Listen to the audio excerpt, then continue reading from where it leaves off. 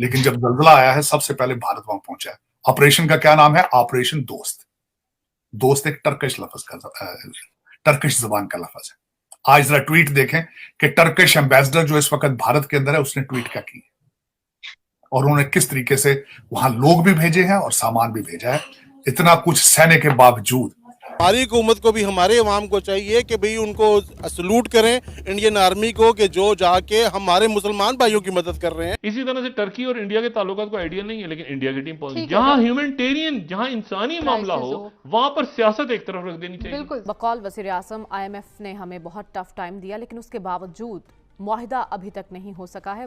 या एक दिन और रुक जाते कि आप इसको देख लें जी, लेकिन वो यहां से चले गए और जाके उन्होंने कहा कि आप ये पहले प्रायर एक्शंस लें, सारे इकदाम उठाएं और फिर हम उसके बाद आपसे जो है वो बात करेंगे। Bharat in the future India rising power. आप उनसे उनके साथ अगर आप उन जैसा कुछ कर नहीं सकते तो कॉपी कर लें, उनसे रिलेशनशिप अपने बेहतर कर लें। IMF का वफ्द आया था, 10 रोज मुज़ाकरात करके वापस चला गया। वो पैसे जो हमें मिलने थे। और मैं दूसरी बात आपको बताना चाहता हूं आज कि अचीव क्या कर रहे हैं अजीत डोवल, क्या अचीव कर रहे हैं डॉक्टर जयशंकर, क्या अचीव कर रहे हैं। अमेरिका को भी हाथ में रखा हुआ है, रशिया भी जाते हैं, सालसी आर्बिट्रेशन भी कराने की कोशिश कर रहे हैं यूक्रेन वॉर के अंदर। अचीव क्या करेंगे? Permanent seat at the United nation security council.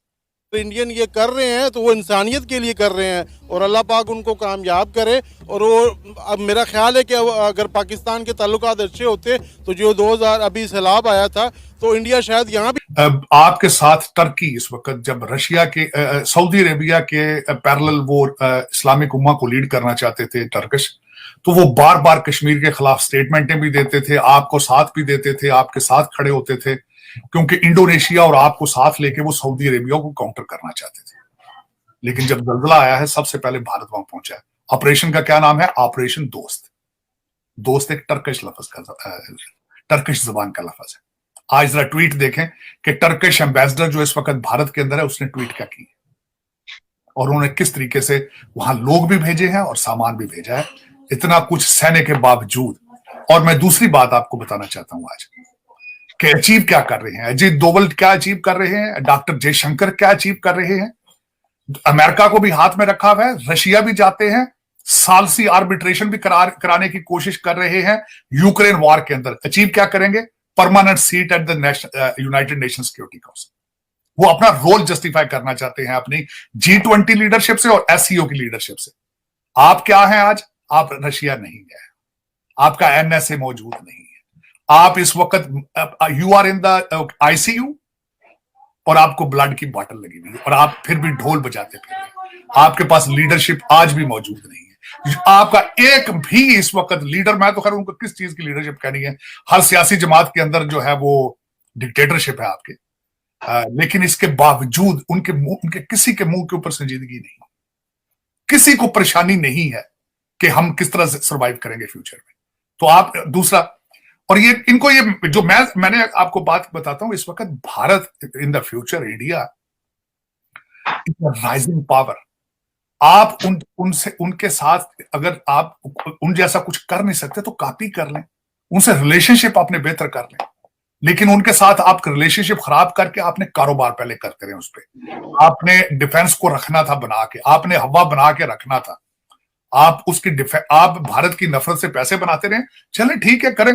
देखें, दो चीजें हैं, मैं ये नहीं कहता कि एक पल के अंदर भारत के साथ रिलेशनशिप ठीक हो सकते हैं, वो भी एक कॉम्प्लिकेटेड इशू है, क्योंकि भारत के अंदर इस एरिया के ऊपर जब से वो मुगल वहां रहे, जुल्म करते रहे, जो कुछ भी करते रहे, उनके खिलाफ भी एक एंगर है अगेंस्ट इस्लाम।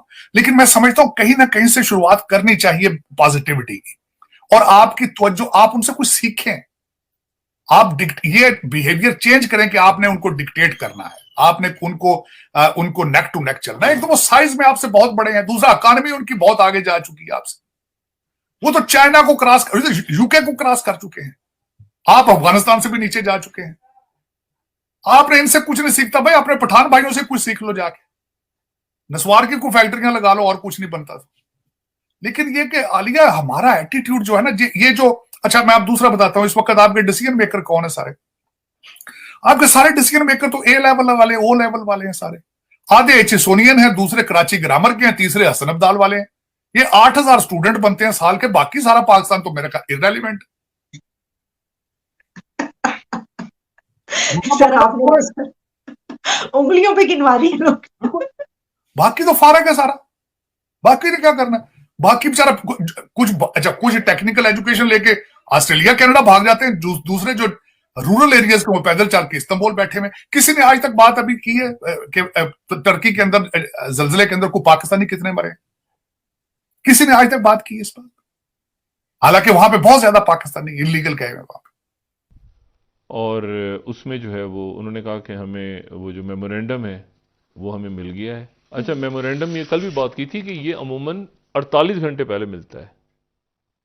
ठीक है, मेमोरेंडम यानी भी दस्तखत नहीं हुआ, अभी एक कॉपी इनको मिल गई, एक कॉपी उनको मिल गई। अब ये पीर के रोज, अब वो उन्होंने कहा है कि पहले आप एक्शन लें, वापस जा रहे हैं और वाशिंगटन से हम जरा आपसे बात करेंगे पीर के रोज जूम पे या वर्चुअली जैसे भी होता है, और उससे पहले आपको प्रायर एक्शन लेनी है। ठीक। वरना इस तरह से होता है जैसे कल भी कहा था ना कि मतलब है कि उनका एक बात ये चल रही थी कि कल रात को वो शेयर हो जाता तो फिर वो रुक जाते, यहां पीर तक रुक जाते वो, बिल्कुल बिल्कुल। या एक दिन और रुक जाते कि आप इसको देख लें जी। लेकिन वो यहां से चले गए और जाके उन्होंने कहा कि आप ही पहले प्रायर एक्शंस लें, सारे इकदाम उठाएं और फिर हम उसके बाद आपसे जो है वो बात करेंगे। और उसके बाद जब वो एक मेमोरेंडम साइन हो जाएगा, उसके बाद एक और चीज दरमियान में, यानी मेमोरेंडम और के बाद बोर्ड में नहीं जाएगा मामला, दरमियान में एक लेटर ऑफ कंटेंट भी आ गया। अच्छा, अब इसमें जो है ये एक बहुत ही अजब सा मामला, और उसके नतीजे में आज जो ऐलान हुआ वो ये है कि 76 अरब रुपया तो बिजली के ऊपर सरचार्ज